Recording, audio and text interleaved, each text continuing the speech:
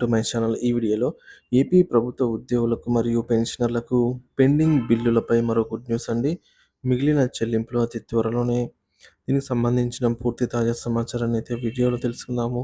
వీడియోని అయితే ఎక్కడే కానీ స్కిప్ చేయకుండా ఎండ్ వరకు చూడండి. అప్పుడే ఇన్ఫర్మేషన్ పూర్తిగా అర్థమవుతుంది. వీడియో చూస్తున్న ప్రతి ఒక్కరు వీడియోకి లైక్ చేయండి ఫ్రెండ్స్. ఈ వీడియోని తోటి ఉద్యోగ పెన్షనర్ మిత్రులతో అయితే షేర్ చేయండి. కొత్తగా మన ఛానల్ చూస్తున్నవారు సబ్స్క్రైబ్ చేసుకోకుంటే వెంటనే మన ఛానల్ అయితే సబ్స్క్రైబ్ చేసుకోండి.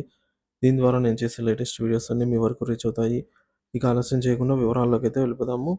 సో ఫ్రెండ్స్, ఇక విషయానికి వచ్చినట్లయితే ఏపీ ఉద్యోగుల పెండింగ్ బిల్లుల చెల్లింపులపై మరొక గుడ్ న్యూస్ అండి. సంక్రాంతి పండుగ వేళ సీఎం నారా చంద్రబాబు నాయుడు గారు శుభవార్త వినిపించారు. ప్రభుత్వ కార్యాలయాలు, గవర్నమెంట్ అధికారుల చుట్టూ ప్రదక్షిణ చేయాల్సిన అవసరం లేకుండా చంద్రబాబు గారు కీలక నిర్ణయం తీసుకున్నారు. జనవరి 18 నుంచి ఏపీలో వాట్సాప్ గవర్నెన్స్ ప్రారంభిస్తున్నట్టు చంద్రబాబు గారు ప్రకటించారనమాట. తొలుత 150 రకాల సేవలను వాట్సాప్ ద్వారా అందిస్తామని వెల్లడించారు. ఇకపై ప్రజల చేతిలోనే ఫోనే ఆయుధంగా అయితే ఉంటుందని చంద్రబాబు గారు అన్నారు. ఇక ప్రభుత్వ కార్యాలయాల చుట్టూ తిరిగే పని లేకుండా ప్రభుత్వ సేవలను వాట్సాప్ ద్వారానే అందిస్తాము అని పేర్కొన్నారు.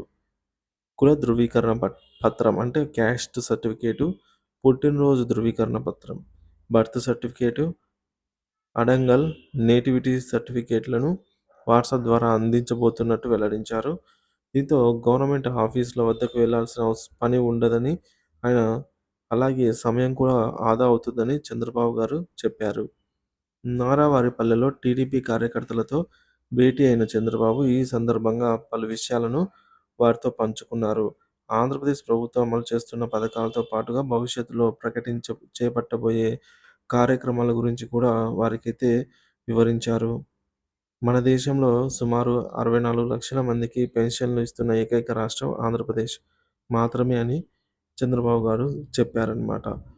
ఇక అధికారంలోకి రాగానే పెన్షన్ల పెంపు అమలు చేస్తామని, ఏడాదికి 33,000 కోట్ల రూపాయలు పెన్షన్ల కోసం కేటాయించినట్లు చంద్రబాబు నాయుడు గారు ఈ మేరకు వివరించారు. రాష్ట్రంలో అన్నా క్యాంటీన్ల ఏర్పాటు చేసి పేదవారి ఆకలి తీరుస్తున్న అని, అలాగే పేదరికం, ఆర్థిక సమానతలు లేని రాష్ట్రం కోసం పనిచేస్తున్నామని అయితే తెలిపారు.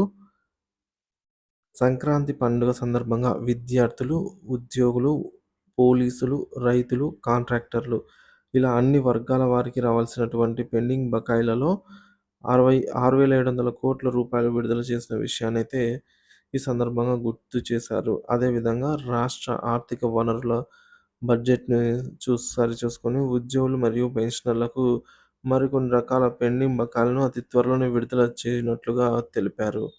ఈసారి చెల్లించబోయే పెండింగ్ బిల్లులు ఉద్యోగులకు సంబంధించి ముఖ్యంగా సంపాదిత సెలవుల చెల్లింపులు, ఏపీజీఎల్ఐ చెల్లింపులు, ఉద్యోగుల మిగిలిన జీపీఎఫ్ బకాయిలు ఉండనున్నట్లుగా సమాచారము.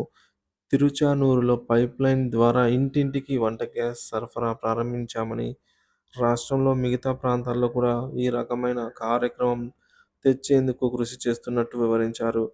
సూపర్ 6 పథకాల అమలుకు కూడా కట్టుబడి ఉన్నట్టు చంద్రబాబు గారు అయితే స్పష్టం చేశారు.